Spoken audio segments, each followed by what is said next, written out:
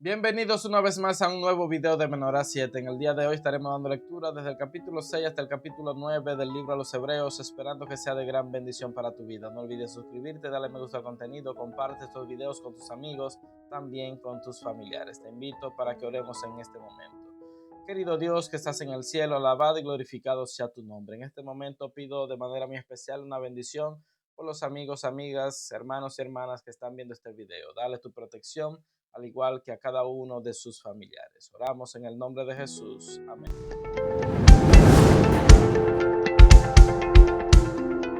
Capítulo 6. Por tanto, dejando ya los rudimentos de la doctrina de Cristo, vamos adelante a la perfección, no echando otra vez el fundamento del arrepentimiento de obras muertas, de la fe en Dios, de la doctrina de bautismos, de la imposición de manos, de la resurrección de los muertos y del juicio eterno. Y esto haremos si Dios en verdad lo permite. Es imposible que los que una vez fueron iluminados, gustaron del don celestial, fueron hechos partícipes del Espíritu Santo y asimismo gustaron de la buena palabra de Dios y los poderes del mundo venidero, y recayeron, sean otra vez renovados para arrepentimiento, crucificando de nuevo para sí mismos al Hijo de Dios y exponiéndolo a la burla. La tierra que bebe la lluvia que muchas veces cae sobre ella y produce hierba provechosa a aquellos por los cuales es labrada, recibe bendición de Dios. Pero la que produce espinos y abrojos es reprobada, está próxima a ser maldecida y su fin es ser quemada. Pero en cuanto a vosotros, amados, estamos persuadidos de cosas mejores, pertenecientes a la salvación, aunque hablamos así, porque Dios no es injusto para olvidar vuestra obra y el trabajo de amor que habéis mostrado hacia su nombre, habiendo servido a los santos y sirviéndolos aún. Pero deseamos que cada uno de vosotros muestre la misma solicitud hasta el fin, para plena certeza de la esperanza, a fin de que no os hagáis perezosos, sino imitadores de aquellos que por la fe y la paciencia heredan las promesas. Cuando Dios hizo la promesa a Abraham, no pudiendo jurar por otro mayor, juró por sí mismo, diciendo: de cierto te bendeciré con abundancia y te multiplicaré grandemente. Y habiendo esperado con paciencia, alcanzó la promesa. Los hombres ciertamente juran por uno mayor que ellos, y para ellos el fin de toda controversia es el juramento para confirmación. Por lo cual, queriendo Dios mostrar más abundantemente a los herederos de la promesa la inmutabilidad de su consejo, interpuso juramento, para que por dos cosas inmutables, en las cuales es imposible que Dios mienta, tengamos un fortísimo consuelo los que hemos acudido para asirnos de la esperanza puesta delante de nosotros, la cual tenemos como segura y firme ancla del alma y que penetra hasta dentro del velo, donde Jesús entró por nosotros como precursor, hecho sumo sacerdote para siempre según el orden de Melquisedec. Capítulo 7. El sacerdocio de Melquisedec. Este Melquisedec, rey de Salem, sacerdote del Dios Altísimo, salió a recibir a Abraham, que volvía de la derrota de los reyes, y lo bendijo. A él, asimismo, dio Abraham los diezmos de todo. Melquisedec significa primeramente rey de justicia y también rey de Salem, esto es, rey de paz. Nada se sabe de su padre, ni de su madre, ni de sus antepasados, ni tampoco del principio y fin de su vida. Y así, a semejanza del Hijo de Dios, permanece sacerdote para siempre. Considerad pues cuán grande era este, a quien aún Abraham el patriarca dio diezmos del botín. Ciertamente los que de entre los hijos de Leví reciben el sacerdocio, tienen mandamiento de tomar del pueblo los diezmos según la ley, es decir, de sus hermanos, aunque estos también sean descendientes de Abraham. Pero aquel cuya genealogía no es contada de entre ellos, tomó de Abraham los diezmos y bendijo al que tenía las promesas. Y sin discusión alguna, el menor es bendecido por el mayor, y aquí ciertamente reciben los diezmos hombres mortales, pero allí uno de quien se da testimonio de que vive. Y por decirlo así, en Abraham pagó el diezmo también Leví, que recibe los diezmos, porque aún estaba en las entrañas de su padre cuando Melquisedec le salió al encuentro. Si pues la perfección fuera por el sacerdocio levítico, bajo el cual recibió el pueblo la ley, ¿qué necesidad habría aún de que se levantara otro sacerdote según el orden de Melquisedec y que no fuera llamado según el orden de Aarón? Pues cambiado el sacerdocio, necesario es que haya también cambio de ley. Y aquel de quien se dice esto es de otra tribu, de la cual nadie sirvió al altar, porque sabido es que nuestro Señor vino de la tribu de Judá, de la cual nada habló Moisés tocante al sacerdocio. Y esto es aún más evidente si a semejanza de Melquisedec se levanta un sacerdote distinto, no constituido conforme a la ley meramente humana, sino según el poder de una vida indestructible, pues se da testimonio de él: tú eres sacerdote para siempre, según el orden de Melquisedec. Queda pues abrogado el mandamiento anterior a causa de su debilidad e ineficacia, pues la ley nada perfeccionó, y se introduce una mejor esperanza por la cual nos acercamos a Dios.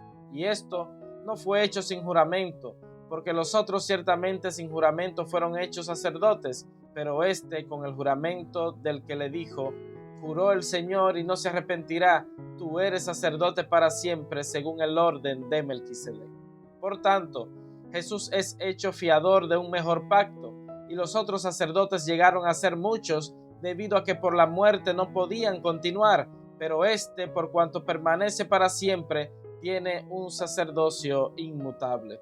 Por eso puede también salvar perpetuamente a los que por él se acercan a Dios, viviendo siempre para interceder por ellos.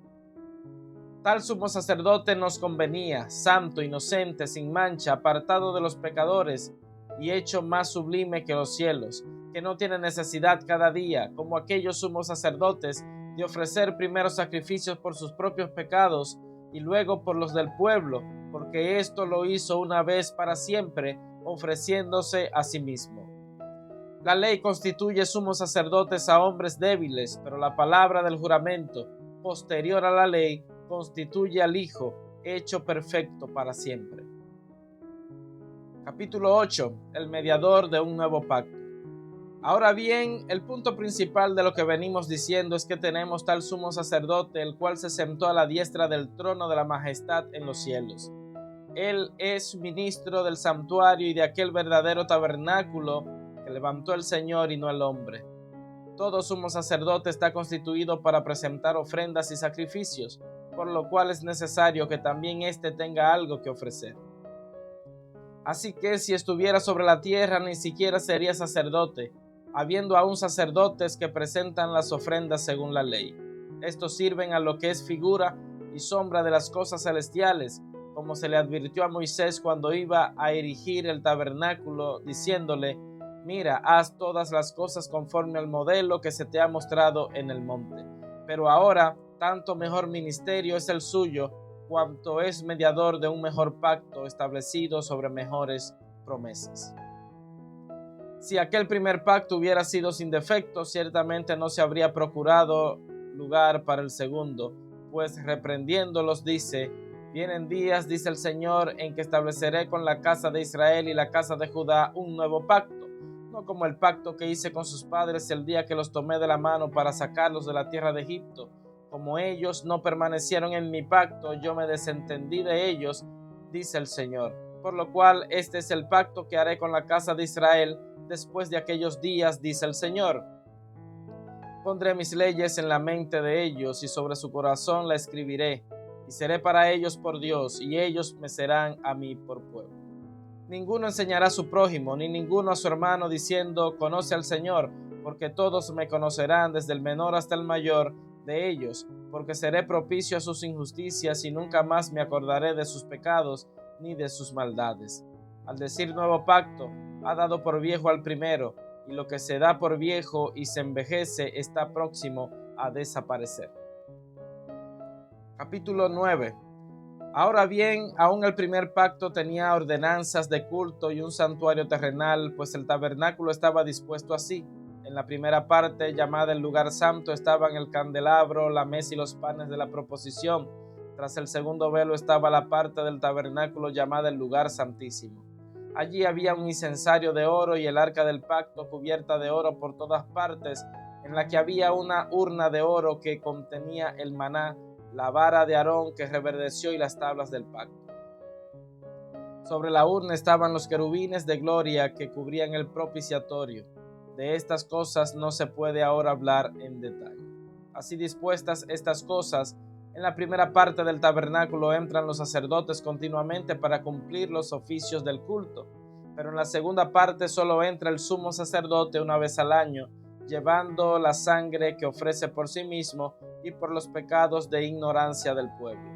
El Espíritu Santo da a entender con esto que aún no se había abierto el camino al lugar santísimo, entre tanto que la primera parte del tabernáculo estuviera en pie, lo cual es símbolo para el tiempo presente, según el cual se presentan ofrendas y sacrificios que no pueden hacer perfecto en cuanto a la conciencia al que practique ese culto, ya que consiste solo de comidas y bebidas, de diversas purificaciones y ordenanzas acerca de la carne, impuestas hasta el tiempo de reformar las cosas.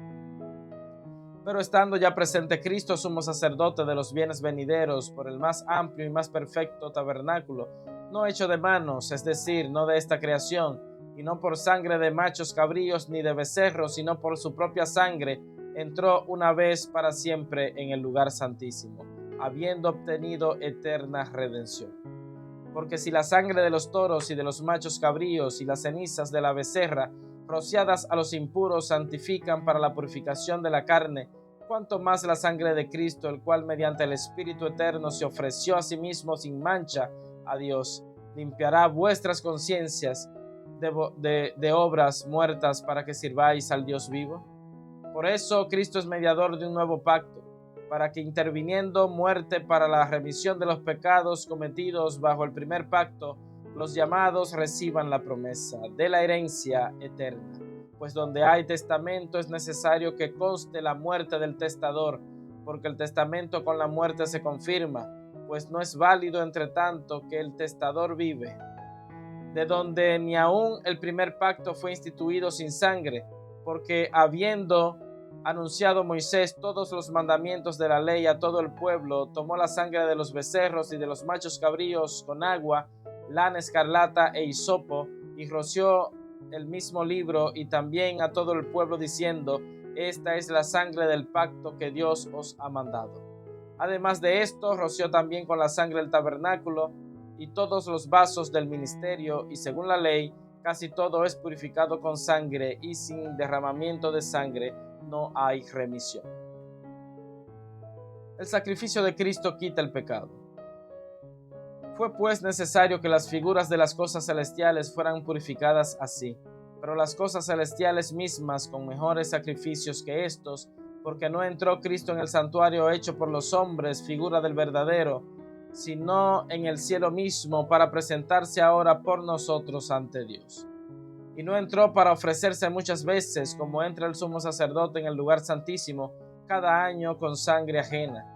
De otra manera le hubiera sido necesario padecer muchas veces desde el principio del mundo, pero ahora, en la consumación de los tiempos, se presentó una vez para siempre por el sacrificio de sí mismo para quitar de en medio el pecado. Y de la manera que está establecido para los hombres que mueran una sola vez, y después de esto el juicio, así también Cristo fue ofrecido una sola vez para llevar los pecados de muchos, y aparecerá por segunda vez, sin relación con el pecado, para salvar a los que lo esperan. Bien, hemos dado lectura desde el capítulo 6 hasta el capítulo 9 del libro a los Hebreos, esperando que haya sido de gran bendición para tu vida. No olvides suscribirte, darle me gusta al contenido, comparte estos videos con tus amigos y también con tus familiares, y recuerda, la palabra de Dios es una lámpara que ilumina nuestro camino. Que Dios te siga bendiciendo.